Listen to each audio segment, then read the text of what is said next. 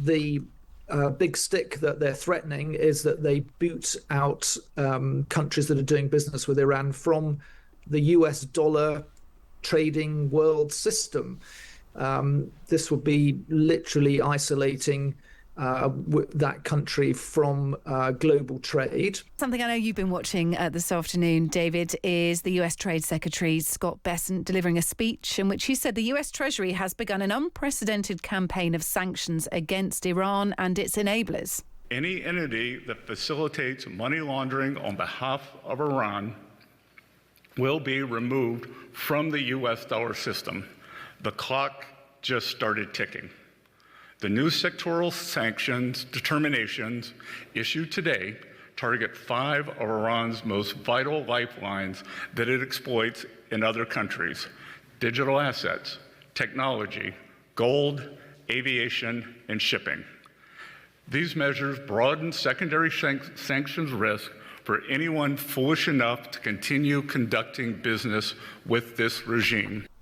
We didn't get all the information today, did we, David? But what sort of can we glean from this? What does sort of tougher than ever economic sanctions mean? And of course, this is significant because these are secondary sanctions on countries who are trading with Iran. Well, what Scott Bessent told us was that President Trump was calling round world leaders to give them basically an ultimatum, which was to stop doing business with Iran. It wasn't quite D-Day, as one of the reporters pointed out when he said to Scott Bessent, well, on D-Day, there was actually an invasion, and Germany wasn't given a timeline. It was invaded.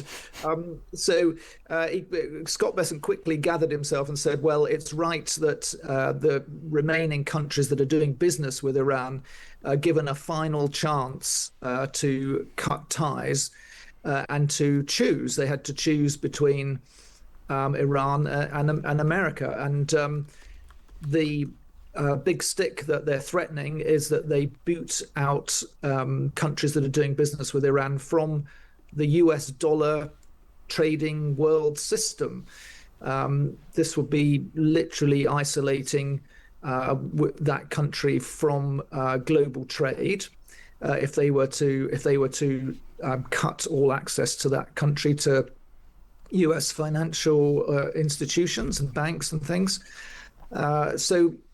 Not surprisingly, the Iranians have responded by calling it empty boasts, and that they're confident that whoever they deal with will still carry on dealing with them, because we've heard very horrendous sounding, hair-raising sounding threats from Trump before with Iran when he was trying to finish off the campaign militarily. He said that if Iran hit any vessels in the Strait of Hormuz, then he would take out one bridge or one power plant every time there was the Iranians fired on shipping. And since that was back in the middle of July, and since then the Iranians have fired at least half a dozen times on shipping, in several cases killing people on board these vessels, and there's been no military action from the United States. So the Iranians are almost goading the United States at the moment by suggesting that this escalation of the economic warfare will have the similar follow through of Trump's dire military warnings. Yeah. Do you think that this will work, David? Does this seem realistic? I suppose I'm, always wary that, especially when we think about tariffs and our experience of Donald Trump and tariffs and the whole TACA. Trump always chickens out. Tariffs didn't exactly roll out as successfully as Donald Trump said they would. He ducked and dived with them. They changed a lot. There was lots of obviously Canada's caught in its own battle with that at the moment. But our experience with Donald Trump is that he threatens and it doesn't work, or he doesn't follow through with the threat. The fact that Scott Bessent's delivered this, does this perhaps add more weight to it? Does this seem more realistic? I think it was definitely intended to signal a greater seriousness, and you might read into this, in fact, that even the Trump administration realized that Donald Trump's own rhetorical powers are failing because people are onto him and they know that he won't follow through on every single dire threat that he makes.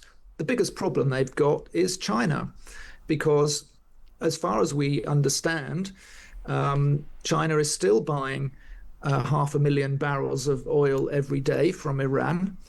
At least that's what the latest figures I saw for earlier this month. And that's still a substantial amount of business.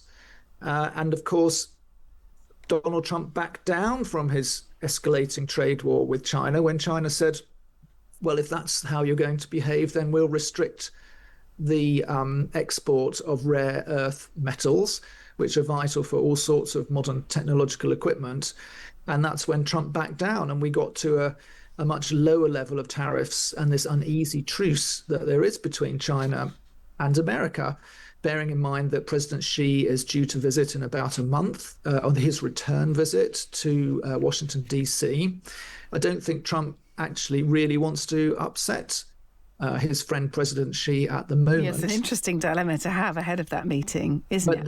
But that's the country he's got to confront if he really wants to stop all trade flowing out of Iran. Yeah. The other issue he's got is that Iran sanctions, economic sanctions in Iran are not strangers. And Iran is and has in the past stood up new front companies, for example. It's had other ways, other entities, other ways of avoiding sanctions. So kind of this is not a new thing for Iran to be threatened by economic sanctions. And okay, these may go further, but I think we need to recognise that as well, is that they have always fairly successfully found a way around sanctions before. Well, exactly.